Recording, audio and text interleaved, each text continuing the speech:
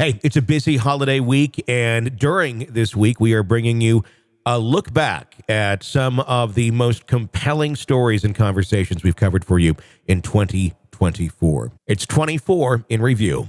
This is the Hidden Killers podcast with Tony Brueski, featuring special guest and forensic scientist Dan Crane. So if Missy here, she's at the top of the food chain, she's retiring, from what she thought initially was at the top of her game, then people started going, wait a second here.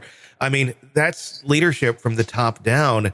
And if this is how things are being conducted, I'm guessing a lot of people thought that this is acceptable or this is how it's done because that's the direction that they were given by leaders or a leader in this case. Or if you're in this field, do you know this is not okay to do, even if, those who have taught you and been mentoring you and helping you along the way are doing it their own kind of way. I mean, how many people are doing or maybe doing this inadvertently, not really realizing the errors in their ways?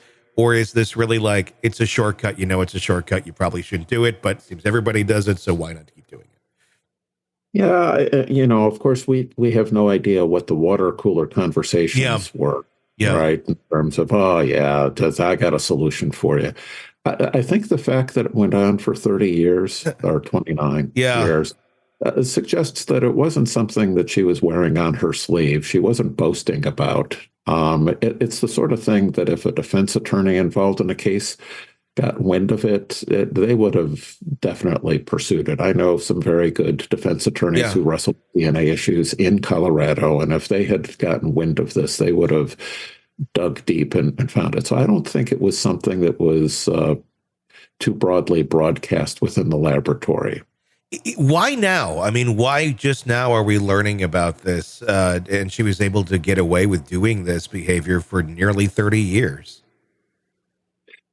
Well, I would say it's a failure of the system. And, clearly somebody, a bad actor is a failure of the system. No doubt about that. But part of the failure of the system here goes beyond that. And that is, I think the defense bar hasn't done as good a job as they should have in terms of evaluating the test results that she was involved with, and maybe others in the Colorado Bureau of Investigation were involved with. This business of swapping out of one of the files and replacing it with another, that's something that a defense expert, I would have expected, would have been able to identify if they were asked to review the test results for a case. And so I think what we're seeing here is at least 652 instances where either the defense attorney didn't ask to see these controls as part of their work, or maybe they didn't get a good defense expert to help them evaluate those controls. But when I get involved with the review of hundreds of cases a year, we have software that helps us with automating the process. And one of the things that software does is it looks to see if there are inconsistencies in the creation dates of these files. Because that then, if we see a control that has a creation date that's 3 years before the case actually came to the laboratory, that's a pretty obvious red flag that there's a problem. So this should have been a fairly easy problem to catch. And that's what's so amazing about it, is that it went on for 30 years.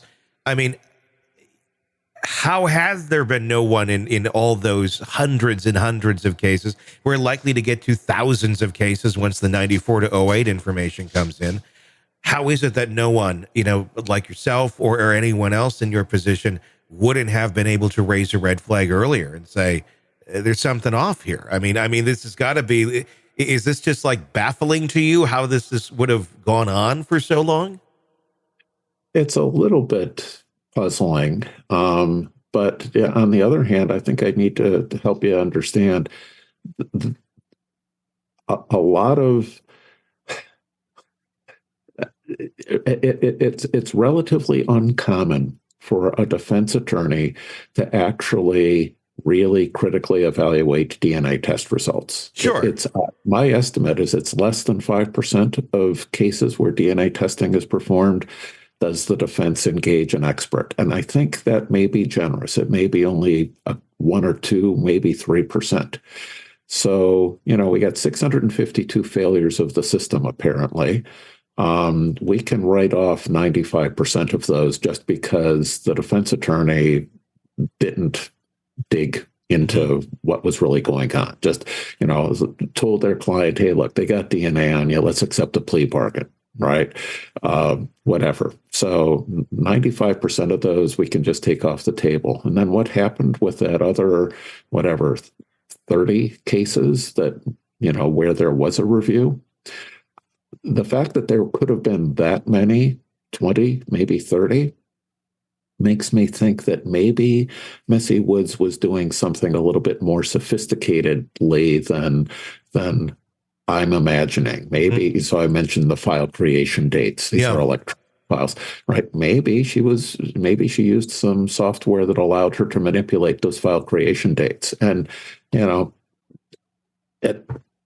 there's still things that we could look at that would help us identify it. But, I want, at some level, you have to start saying, I don't know that I need to look for everything when I'm reviewing a case, because it would require some really deliberate, diabolical action for somebody to have done it. But if she was being very sophisticated in terms of the way that she was hiding these files or not sharing these failed controls, that could account for why it is that 20 or 30 of them slipped through. Want to listen ad-free? Want advanced access to all of our interviews before anyone else? Become a True Crime Today Premium Plus subscriber on Apple Podcasts. You get every episode commercial-free. So you can binge on true crime until you can binge no more. Search True Crime Today Premium Plus on Apple Podcasts now, or go to our podcast page and sign up now. More of the Hidden Killers podcast next.